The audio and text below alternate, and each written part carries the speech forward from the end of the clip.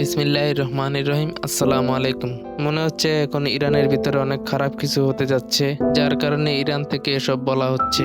এই যে ব্যক্তিটা আপনাদের সামনে আসছে, ইনি হলো বেসিক্যালি ইরানের আর্মির commander in chief major general Amir Hatami. ইনি বক্তব্য দিয়েছে যে যে কোনো আমেরিকান আর্মি কে আপনারা মারুন অথবা জীবিত উদ্ধার করুন, তাকে 30,000 আমেরিকান ডলার উপহার দেওয়া হবে।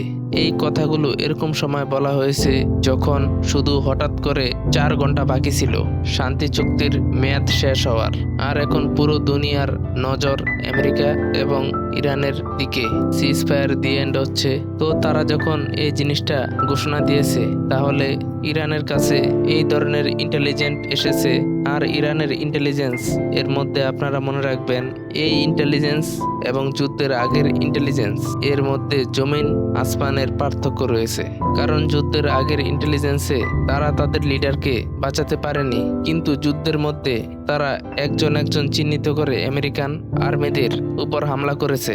আপনারা মনে করে দেখেন, বিল্ডিং এর মধ্যে যারা ছিল তাদের ফ্লোরে, তারা কোন ফ্লোরে ছিল, কত নাম্বার বিল্ডিং এ ছিল, কত নাম্বার রুমে ছিল, সেটা চিহ্নিত করে সেই জায়গা পর্যন্ত ড্রোন মেরেছে। তো তাদের ওই সময়ের ইন্টেলিজেন্স থেকে এখন পর্যন্ত থ্রু আউট যেই ইন্টেলিজেন্স গুলো আসছে সেগুলো অনেক বেশি একুরেট। এখন তারা বলেছে আপনারা এদেরকে মারবেন আর আপনাদের 30,000 ডলার দেওয়া হবে। আর এখন ইরানের কারেন্সি এত বেশি ক্ষয়ক্ষতি হচ্ছে, এত বেশি ক্ষতিগ্রস্ত হচ্ছে যে আপনারা কল্পনা করতে পারবেন না।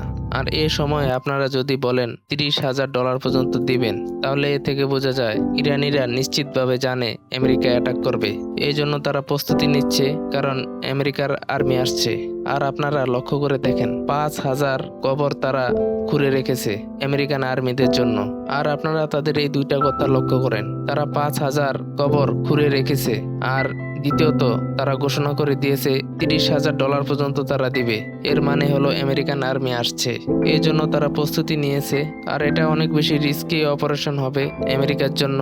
আর ইরান এটা পর্যন্ত বলেছে যে চলমান যুদ্ধে আমাদের যেই প্রতিরোধ সিস্টেম আছে অথবা যেখানে মিসাইল তৈরি করা হয়, সেখানে তারা বলেছে আমেরিকা 1000 বার ক্লেম করেছে আমরা অ্যাটাক করেছি, কিন্তু আমাদের অনেক বড় অংশ এখনো সুরক্ষিত আছে।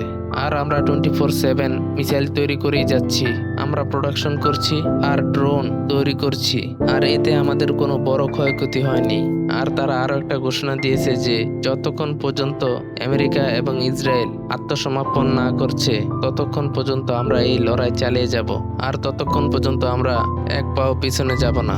আর ইরানের আজকের যে স্টেটমেন্টগুলো আপনারা দেখেন, আপনারা দেখবেন সেগুলো অনেক বেশি পরিবর্তন হয়েছে। এই যে দেখুন, ইরান ছবি প্রকাশ করেছে, এগুলো হলো ইরানের 4 পাইলটস। তাদের মধ্যে একজন পাইলটকে তারা বলেছে তিনি মারা গিয়েছে, আর তার বডি কাতার পাঠিয়েছে ইরানে। এরপর তাকে ইরানে দাফন করা হয়েছে। আর 3 জন পাইলট তারা কাতারের মধ্যে আছে। আর কাতার এতে বারণ করে দিয়েছে, না আমাদের কাছে কোনো পাইলট নাই। আর ইরান বলেছে যদি আমরা পাইলট না পাই, তাহলে আমাদের পক্ষ থেকে অনেক বড় রিয়াকশন আসবে। এটা ইরান ঘোষণা করেছে। আর ওদিক থেকে ইরানের জনগণ আওয়াজ তুলছে, আপনারা পাইলটগুলোকে আনুন, এতে করে আপনাদের যেটা ইচ্ছা সেটা করতে হোক না কেন, সেটা অপারেশনই হোক না কেন। আর কাতার বলছে আসুন আপনাদের আমরা ইনভাইট করছি। আর ইরানিরা বলছে তারা 2টা মিশনে গিয়েছে, আর আমরা তাদেরকে যেই মিশন দিয়েছি সেটাতে তারা আমেরিকান সামরিক আড্ডা পুরোপুরি ধ্বংস করে দিয়েছে। আর আপনারা জানেন কাতারের যে প্রোডাকশন এবং অয়েল ফিল্ড, সেগুলো 1 থেকে 1.5 বছর সময় পরও রিপেয়ার হবে না। আর তারা মিশনে ছিল, মিশন সাকসেসফুল হয়েছিল। এরপর তারা মিশন থেকে আসার সময় তাদের উপর অ্যাটাক করা হয়েছে। আর যখনই অ্যাটাক হয়েছে তখনই তারা এয়ারক্রাফট থেকে তাদেরকে ইজেক্ট করে ফেলেছে, মানে তারা বের হয়ে গিয়েছে। একজন তো সেখানে মারা গিয়েছে, কিন্তু 3 জন তারা কাতারের মধ্যে আছে। আর আমরা কাতারকে ওয়ার্নিং দিচ্ছি, আমাদের লোকজন যদি না আসে তাহলে আমরা আপনাদের ছাড়বো না। আসলে ইরানের মধ্যে অনেক লোক বলছে এই পাইলটগুলোকে কাতার আমেরিকার কাছে দিয়ে দিছে। আর কাতার বলছে আমাদের কাছে কোনো পাইলট ছিলই না। আর ইরান বলছে তোমার কাছেই আছে, আর সেগুলো আমাদের দরকার। আর এসবের মধ্যে তারা আরো বলেছে কাতারের সরকার তারা তদন্তে অবহেলা করছে, আর ইরানের টিমকে তারা কাতারের মধ্যে ঢুকতে দিচ্ছে না। আর ওদিকে কাতার বলছে আমরা তো আপনাদের বলছি আপনারা আসুন। এসবের মধ্যে এখন অনেক বেশি অবস্থা খারাপের দিকে যাবে। দেখুন আর 4 থেকে 5 ঘন্টা পর অফিসিয়ালি সিজফায়ার শেষ হয়ে যাবে, তখন তারাও স্বাধীন অ্যাটাক করার জন্য আর তারাও স্বাধীন অ্যাটাক করার জন্য। তো এই সময় এই ধরনের ঘটনা ঘটেছে, তাহলে হতে পারে আমেরিকা না বলে হঠাৎ করে ইরানের উপর অ্যাটাক করে দিতে পারে। আর এই পয়েন্টটা আপনারা ভালোভাবে বুঝুন। এই অপারেশন এখন আমেরিকার আর্মি কমান্ডার্স এবং নেভিরা তারা করতে চায় না, কিন্তু তবুও ট্রাম্প তাদের দিয়ে করাচ্ছে। আর এটা ইসরায়েলও করাতে পারে। আর হঠাৎ করে মিডিয়াতে সার্কুলেট হচ্ছে এয়ারক্রাফট ক্যারিয়ারের মধ্যে তাদের পরিবারের লোকজন আসছে, তাদের আত্মীয় স্বজন কথা বলছে, তাদের ওয়াশরুমের ভিডিও, ময়লা আবর্জনা এটা সেটা, না ভালো খাবার আছে, না ওখানে পয় পরিষ্কারের কোনো ব্যবস্থা আছে। আর বলা হচ্ছে আমেরিকান আর্মিদের হেলথও অনেক হালকা হয়ে গিয়েছে আর খারাপ হয়ে গিয়েছে।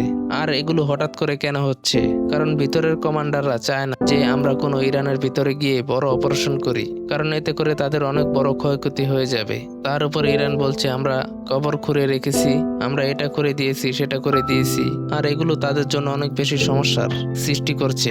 দেখুন এখন আমেরিকা তাদের আর্মিদের মধ্যে বিদ্রোহগুলো দেখছে, এছাড়াও অন্যান্য সমস্যা আছে। আর সমস্যা এটা হচ্ছে যে ইরান এবং ওমানের মধ্যে এগ্রিমেন্ট হচ্ছে, আর ওইদিকে লেবানন এবং ইসরায়েলের যুদ্ধ শুরু হতে যাচ্ছে।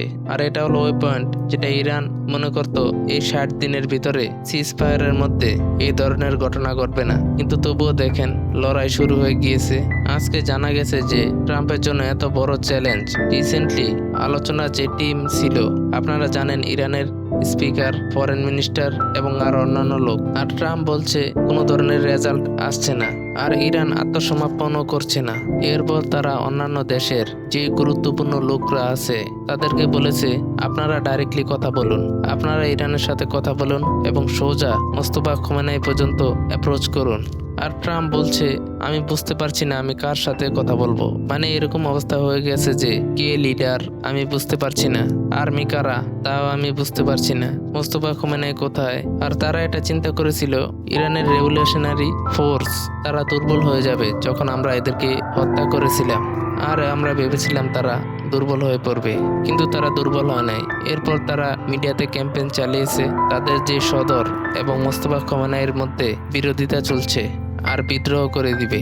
আর আজ ইরানের প্রেসিডেন্ট বলে দিয়েছে যা ইচ্ছা হয়ে যাক। আমি আগেও বলে দিয়েছি, এখনো বলছি, আমি কখনোই বিদ্রোহ করব না।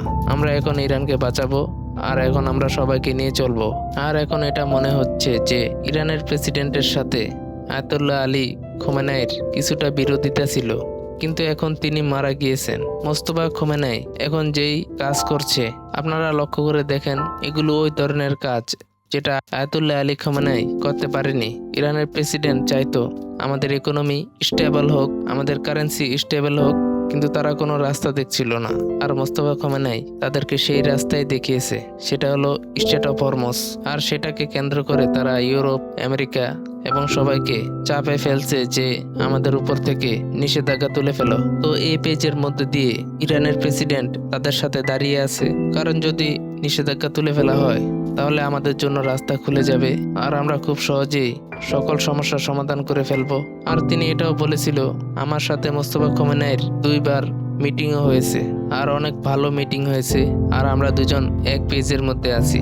আর উনি কখনোই আয়াতুল্লাহ আলী খোমেনির ব্যাপারে এভাবে কথা বলে নাই, না তিনি রিজাইন করানোর পজিশনে, না উনি এটা করছে। এখন এইসব পরিস্থিতিতে দেখা যাচ্ছে আমেরিকান আর্মি যে কোনো সময় ঢুকে পড়তে পারে যদি এই ধরনের অবস্থা থাকে। আর প্রথমেই তারা জনগণকে বলে দিয়েছে আপনারা আমেরিকানদের ধরে ফেলবেন আর মারবেন, যে ধরবে যে মারবে তাকে টাকা পয়সা দেওয়া হবে, আর এখান থেকে বেঁচে কেউই ফিরতে পারবে না, না আপনারা যেতে দিবেন না আমরা যেতে দিব। আর প্রতি আমেরিকান আর্মির ফি $30,000 আপনারা পাবেন। কলিব্রিক্স চ্যানেলকে সাবস্ক্রাইব করতে ভুলবেন না। পরের ভিডিওতে দেখা হবে।